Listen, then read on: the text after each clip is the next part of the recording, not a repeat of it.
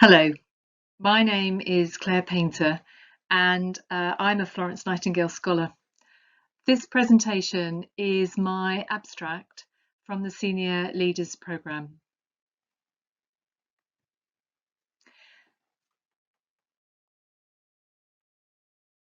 So I was part of the Senior Leaders Programme in 2019. We've had a little bit of a hiatus during the COVID pandemic, but I'd like to share some ideas I have for an intervention going forward in relation to workplace behaviours. I've just included a little bit about myself in terms of my biography.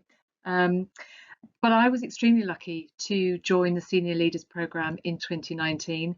I hope the following gives you a flavour of the wonderful opportunities the programme has given me to develop myself as a leader and explore elements of complex health and workplace behaviours. I'm currently a Deputy Chief Nurse in London.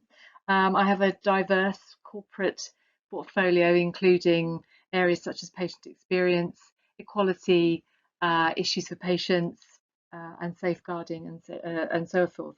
As a senior nurse, much of my time is spent developing and leading large teams and working with other senior colleagues to explore current challenges within the London healthcare sector. As I've noted here, my studies have included a degree in healthcare management, followed by a master's in medical anthropology, and also a postgraduate diploma in academic practice, having spent 10 years within the university sector. The learning through all of my studies has supported a particular interest in workforce behaviour, and specifically within the context of professional practice.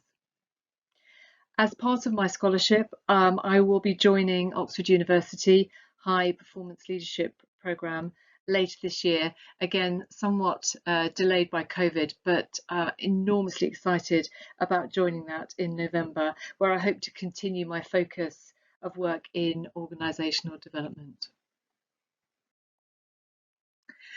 So the Florence Nightingale Senior Leaders Programme, what's a little bit of a flavour of the programme? I mean, it's an incredibly eclectic and fascinating programme with all sorts of people involved. I've included a couple of things here, and I've headed them under alumni and RADA, of course. So the Senior Leaders Programme has been a huge privilege for all of us who are involved to be part of.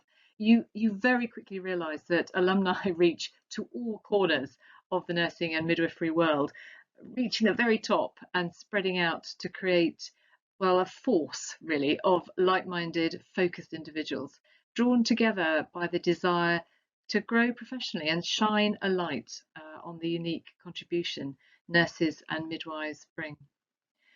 When I started the programme, a global pandemic was not on anyone's radar. It was a matter for fiction and film, and not a reality that would prove a defining experience for those of us caught up in its clutches. However, back in 2019, at that first residential programme, I found myself sat next to the great Dame Yvonne Moores.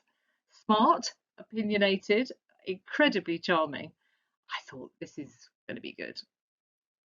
Each evening, with my new FNF friends, we listened to invited guests, prepared to share their journey, to articulate the individuals and experiences that had shaped them. And it was insightful, it was compelling, and incredibly inspiring. And the second element I've included here on my slide is around our RADA experience. So we were immediately plunged into the experience of RADA, and I have to say, a lifetime of personally wanting to step on the stage was fortunately quashed by realizing that this use of our bodies and our voices was incredibly complex, but so critical to how others interpreted us and how we interpret them in return. Our facilitator, Johnny, himself an actor, suggested we think up and out of your body, whatever we thought that might be. He suggested we dial up and dial down our energy, 1 to 10. And of course, the watchword of our programme: breathe. As I sit here speaking to you, I can feel that tap on my shoulder and his words to connect and be in the moment. Crucial conversations. Crucial conversations. This idea is an informal, appreciative approach which could be offered as part of a range of workforce OD interventions, working collaboratively with existing HR processes and staff experienced colleagues. This intervention targets and supports workplace relationships that have signs of deterioration or have deteriorated, resulting in distress, breakdown of team relationships, or signals of perceived bullying. Importantly, it is professionally led by senior nurses and midwives. The pandemic has been an extraordinary time, bringing extraordinary challenges for our nurses and midwives, but there has never been a better opportunity to consider the well-being of our teams and creating organisations that focus and prioritise successful and values-driven workplace behaviours.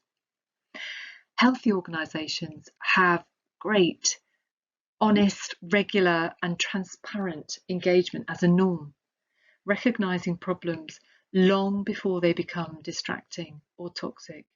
An environment, therefore, that supports psychological safety.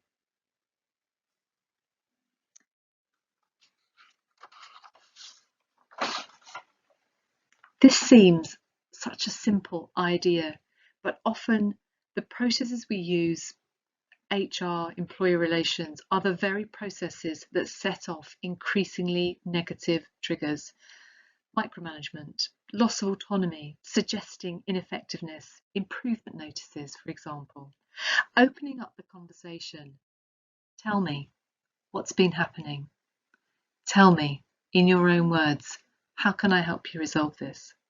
Are all a way of starting a conversation to focus on an improving framework to restore professional pride and personal values. But importantly, there is a second element to this, where as a senior nurse or a senior nursing manager in an organisation, you are well placed to also support that individual to reintegrate back into the system, reintegrate back into the team, and reconnect the individual into a healthier social work system. So dial down the telling and dial up the involving.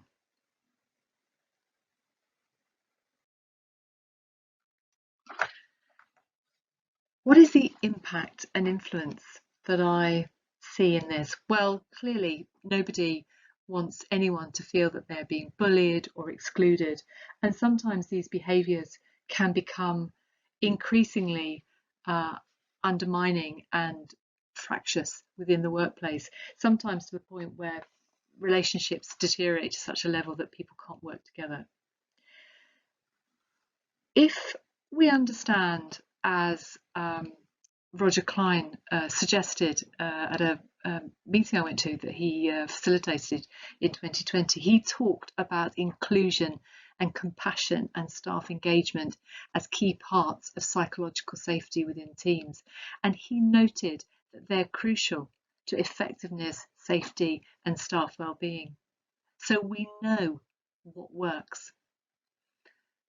Worryingly, in terms of history, tells us Robert Francis 2013 having launched and written and investigated the mid-staff's inquiry. He talked about lurks within the system, an institutional instinct which under pressure will prefer concealment, formulate responses and avoidance. So let's open up the conversation and have those crucial conversations. And why is it important to us as nurses and midwives, apart from the fact that we want to come to work and do a great job? Well, actually, it lies within our regulator, within our code of conduct.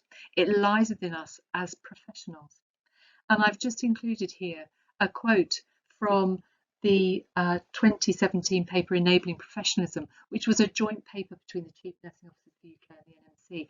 And it talks about professionalism in nursing and midwifery is realised through purposeful relationships and underpinned by environments that facilitate professional practice. And that's what I would like to achieve as part of this idea of crucial conversations.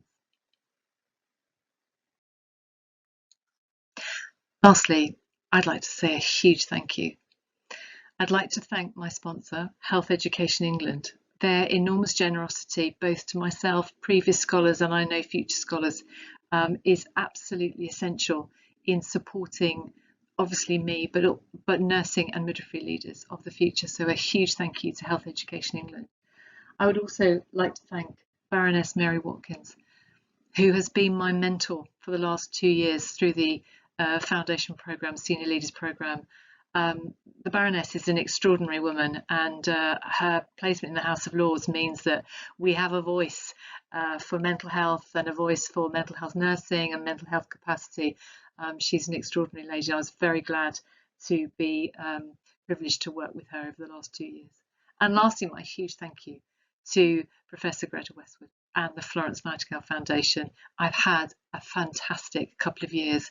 I've made some great friends, and I know that this is just the beginning. So thank you.